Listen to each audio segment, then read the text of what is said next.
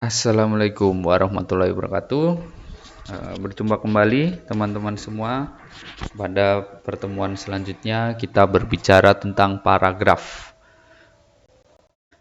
Paragraf itu merupakan sebuah kalimat yang dibicarakan atau kita membicarakan suatu gagasan, ide ataupun topik. Ya, paragraf itu merupakan paduan beberapa kalimat yang memperlihatkan satu kesatuan pikiran maupun kalimat yang berkaitan dalam bentuk gagasan maupun ide maupun topik tersebut. Ya, mungkin dalam sebuah gagasan itu beberapa kalimat bisa sampai ada di situ, 2, 3, dan lain sebagainya pasti ada, karena itu merupakan sebuah gabungan yang menimbulkan suatu ide, yaitu adalah sebuah paragraf. Nah, dalam paragraf itu ada beberapa macam jenisnya, atau bisa dikatakan ada beberapa susunan. Susunan yang pertama adalah sebuah topik, ya. Jadi sebuah paragraf itu harus punya topik. Kenapa? Karena kita menulis paragraf itu harus tahu apa yang kita tulis, apa yang akan kita sampaikan kepada pembaca. Nah, topik paragraf ini sering dikatakan sebagai pikiran utama dalam sebuah paragraf, ya. Nah, dalam topik paragraf sendiri itu juga sering disampaikan sebagai gagasan pokok. Ya, itulah yang membuat sebuah kalimat atau paragraf tersebut hidup karena ada topiknya. Ya, kalimat itu harus ada topiknya. Tidak bisa tak ada masalah tapi kita sampaikan di situ, itu tak akan jadi sebuah paragraf. Nah, lalu syarat-syarat paragraf. Syarat-syarat paragraf itu ada dua, ya.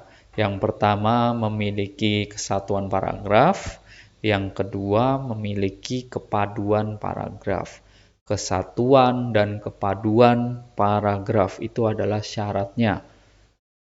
Cuma ada kesatuan, tidak ada kepaduan, tidak akan bisa dikatakan sebagai paragraf, ya. Lalu, apa itu kesatuan dan apa itu kepaduan paragraf? Nah, ini kita sampaikan di sini.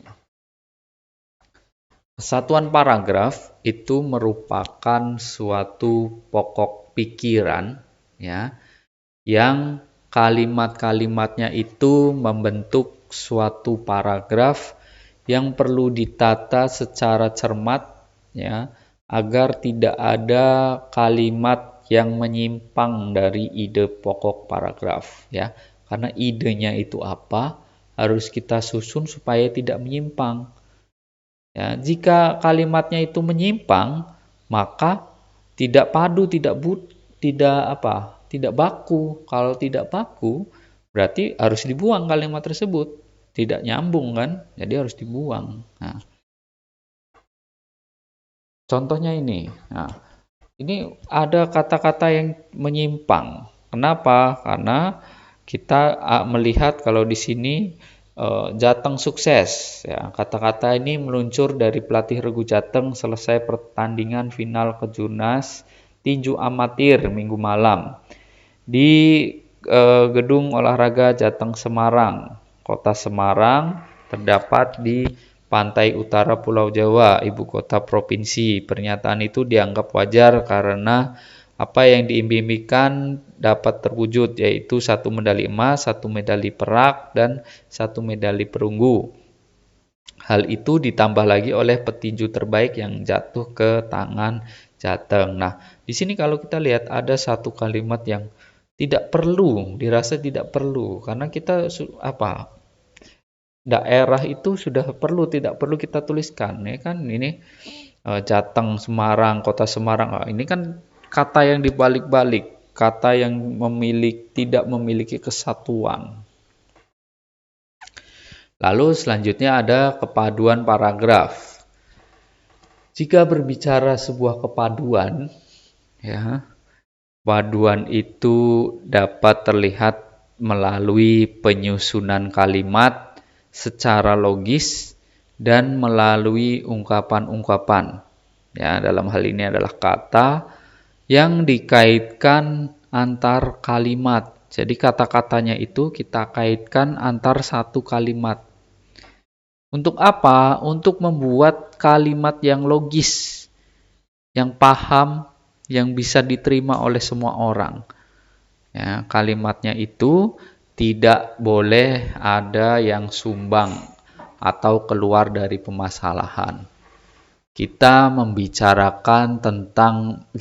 sebuah kalimat atau paragraf tentang proses pengelasan. Dalam proses pengelasan, itu kan kita membutuhkan sebuah, yang pertama adalah K3, ya. Yang kedua adalah alat las tersebut. Yang ketiga selanjutnya adalah lasnya. Ya, itu harus ada. Tapi kalau kita membuat paragraf itu, tapi kita tidak berpadu atau tidak mengikuti kepaduan paragraf dan kita mencantumkan menggunakan, katakanlah kita menggunakan baju yang bersih, yang wangi, atau menggunakan sepatu dengan harga sekian, kan tidak masuk, tidak padu, ya, tidak nyambung. Maka dari itu kita tidak perlu memasukkan tersebut, ya. Oke. Jadi dalam kalimat di paragraf itu harus ada pengait atau penyambung ungkapan tersebut, ya. Ada 8 ungkapan pengait antar kalimat. Yang pertama adalah hubungan tambahan. Contohnya adalah lebih lagi, selanjutnya tambahan pula, di samping itu adalah hubungan tambahan. Lalu ada hubungan pertentangan, akan tetapi, namun, dan lain sebagainya. Lalu selanjutnya ada hubungan perbandingan, membandingkan, bisa sama dengan itu, dalam hal lain, demikian, sehubungan dengan itu, yaitu adalah hubungan perbandingan. Selanjutnya ada hubungan akibat, ya. Contohnya adalah oleh sebab itu, jadi akibatnya oleh karena itu, maka. Yang kelima, hubungan tujuan, untuk itu, untuk maksud itu. Yang keenam, hubungan singkatan, yaitu adalah singkatnya, pendeknya, akhirnya, pada umumnya, dengan kata lain sebagai simpulan. Selanjutnya, yaitu hubungan waktu, sementara itu, segera setelah itu, seberapa saat kemudian. Nah, terakhir adalah hubungan tempat, yaitu adalah berdekatan dengan itu. Ini adalah suatu 8 ungkapan pengait antar kalimat. Jadi kalimat itu tidak bisa berdiri sendiri tanpa ada pengaitnya.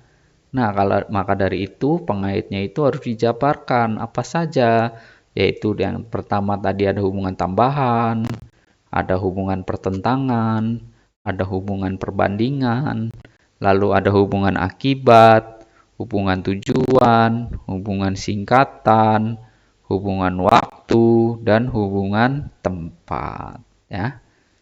Oke, selanjutnya kita mau lanjut di topik kata ganti, ya, baik berupa subjek maupun objek. Kalau kita berbicara subjek objek, kita akan berbicara sebuah kata ganti orang, ya. Kata ganti orang ini memadukan kalimat dalam suatu paragraf. Kita banyak menggunakan kata ganti orang, namun kata ganti orang dihindari, sebaiknya jangan yang berkali-kali. Cukup namanya satu saja, tidak usah diulang lagi. Kata ganti orang, contohnya saya, aku, ya, ku, kita, kami, engkau, kau, kamu, mu, kamu, sekalian, dia, ia, ya, beliau, mereka, dan nya. Itu adalah kata ganti orang.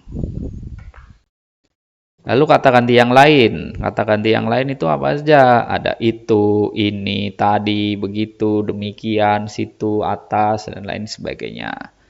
Ya. Lalu kata ganti menurut jenisnya, ya, itu ada beberapa komposisi. Bisa dilihat dari 3 macam paragraf. Paragraf itu ada 3 macam. Yang pertama adalah paragraf pembuka, paragraf pengembang, dan paragraf penutup. Ini semua, ketiga ini harus ada dalam membuat sebuah paragraf. Kenapa? Karena jika paragraf pembuka tidak ada, maka paragraf pengembang juga tidak bisa mendeskripsikan apa yang dibaca oleh pembuka. Begitu pula pengembang.